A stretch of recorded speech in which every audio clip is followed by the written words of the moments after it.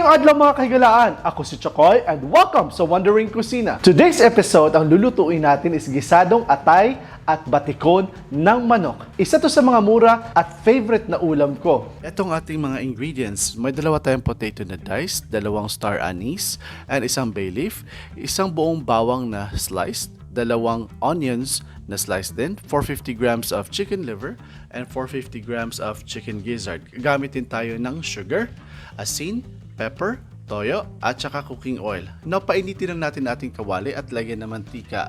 Pag mainit na, ilagay na natin ating bawang. Isote lang natin ng sandali hanggang bumango siya, ay sunodin rin natin ang ating onions. Sote lang natin sila. And then, ilagay na natin ating star anise at saka bay leaf. Now, we have to do this process para umamoy at sumarap yung mix nung star anise at saka nung bay leaf. Isunod natin ating chicken gizzard. Now, inuna natin ating chicken gizzard kasi ito ang matagal maluto and we have to make sure na soft po ito. So, mix lang natin. We'll have to make sure na coated siya sa hot oil natin.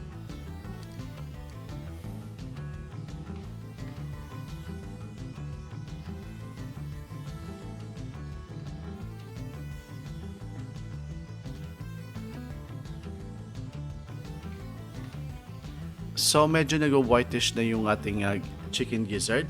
And after this,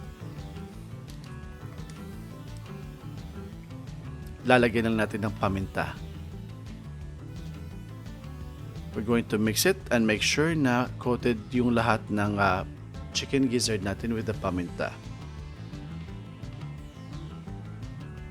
Now, we're going to let it rest for a while hanggang ma-absorb niya yung lasa, and then tatakpan natin ito. So we're going to wait for approximately 20 minutes para lang siya maluto, and then ilalagay natin ang ating potato. And by the way guys, you have to put it in a very low heat nung pinakuluan nyo yung ating chicken gizzard.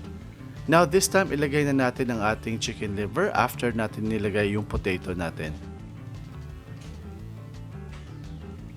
Mix lang natin siya. And then, lagyan na natin ng toyo. So, that's 1 tablespoon, 2 tablespoons, 3, 4 tablespoons. And then, approximately 1.5 tablespoons of sugar at this stage. Now, later on, titikman natin ito.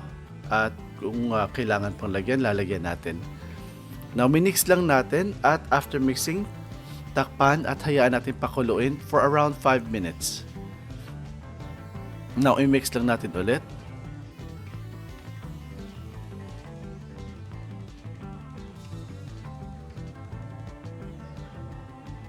And then, hayaan natin in a very low heat na mag-absorb yung lahat ng liquid ng ingredients natin by itself. Don't forget to mix it every now and then para hindi siya masunog at alam nyo kung ano ng status or texture ng ating chicken gizzard at chicken liver. Ang ending nito mga ka-wonders, medyo super soft yung chicken gizzard, chicken liver natin. Kasi yan yung pinaka-soft na part ng ingredients natin. Now, tinikpan na natin and we need to add 2 more tablespoons of soy sauce and additional sugar. So, mix lang natin. And kung nakikita nyo medyo sunog yung ilalim, that's okay. Yun lang yung juice na chicken natin at saka yung ingredients. But that should be alright. Eto na mga ka-wonders, isa to sa mga paborito kong ulam.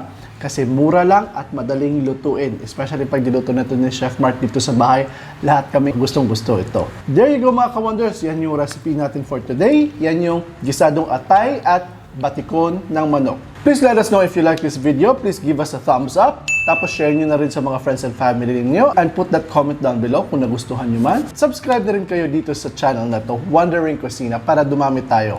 Meron din tayong Facebook, Twitter, and Instagram. Alright. Daghang salamat mga ka-wonders. I hope you like this episode and let us know. Thank you very much. Ako si Chakoy. And ako si Mark. Stay cool, stay safe, and peace.